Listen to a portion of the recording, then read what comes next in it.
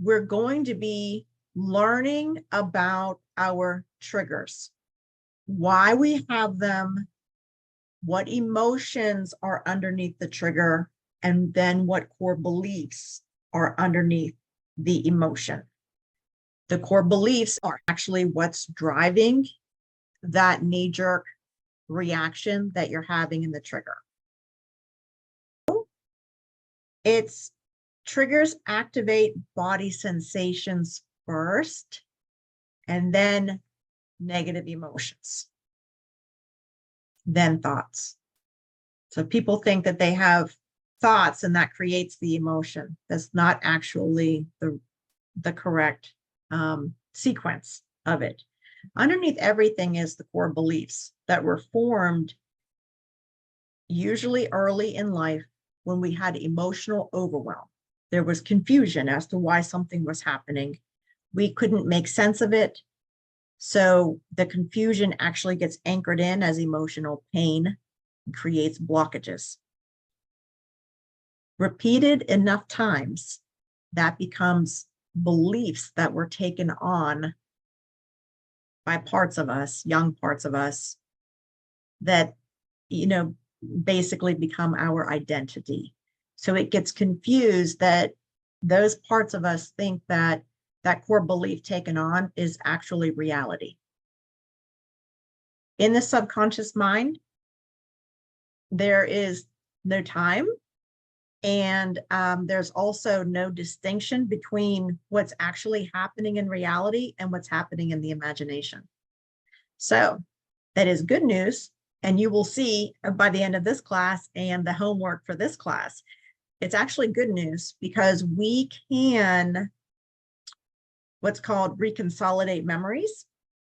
And it's reprogramming the neural network wiring in the subconscious. So in this program, we're going to start out at surface level first. We're going to deal with surface level emotions, surface level triggers, surface level memories. We're going to clear out as much as we can so then we can go into a deeper level. And in module 2, we're going to get into a psychotherapy model called internal family systems, where we learn about the inner system within the subconscious that is made up of different parts with different roles. And we're going to get deep healing from getting to that layer. But first things first, another recap from last week is the human instinct survival brain, that's my name for the subconscious to make it a little bit more clear as to what it is. The human instinct survival brain sees acceptance as survival, and it sees rejection as death. Because we were born into human life knowing that we need the acceptance of our primary caregivers in order to survive. Okay. However, suppressing anything inside of us that is not, quote, accepted in the present moment becomes emotional conditioning. We suppress parts of us that we think are not accepted. And so parts of us get shoved into the depths of the inner system. That's emotional conditioning. It's not just thinking, it's not thoughts, but it's actually the feeling that becomes body sensations. It's the feeling of every fiber in your body. So that brings us to perception in the modern day, present day life. What we think is happening in the present day life actually is not usually what's happening. Our perception of what's happening is what we fill in based on our core beliefs. So our mind can only visualize a few pieces of information, and the rest of that missing information that forms our perception is filled in by our core beliefs as to what we believe will be happening in present day life. So the core beliefs in the subconscious mind see life through their eyes. So the younger parts of us that took on core beliefs about themselves or the world actually are in the subconscious mind, seeing through our eyes into the present day reality with bias and with core beliefs, thinking that it knows what's going to happen in reality. So the brain is the subconscious in the brain actually is a predictive machine. So perception is the brain filling in missing pieces of information with the prediction of what's going to happen next. And it's based on past life experiences. The brain can only use past experiences to fill in bits and pieces of information. So that's why it's really important to start getting in touch with recognizing what our triggers are, recognizing what emotions are underneath the trigger, and then recognizing basically the belief below that emotion. So core beliefs are shown through actions and behaviors. This is another gold nugget that we can dig out from recognizing our triggers. So our thoughts are different than our emotions.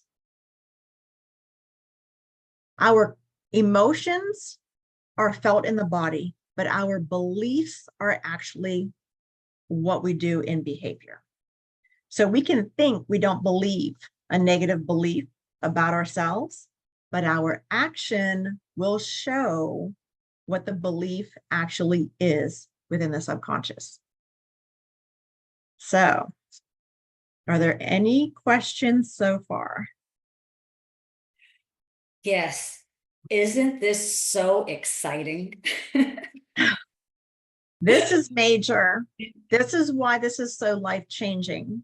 Because when we realize what's actually going on under the surface, it starts to make more sense of the repeated patterns that we've kept seeing in life, and also what our subconscious is seeing as perception in the present day.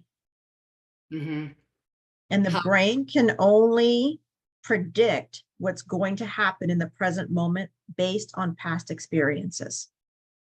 That's why the patterns become repeated. Yeah, so how you're sharing this and I'm hearing this is great because you're doing it so step by step that I'm actually creating a picture. And I can see when you go like this, that it's looking out my eyes. So I'm really experienced by you're taking me in. So I really am getting a deeper understanding of all this information. So thank you. Yes. Isn't that amazing that it's our subconscious? By the age of 35, it's our subconscious directing our life 95% of our life on autopilot.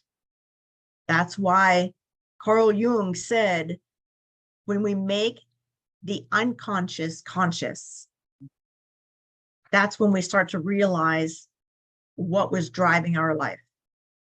So I do call it fate. Yeah, we call What's that, Diana?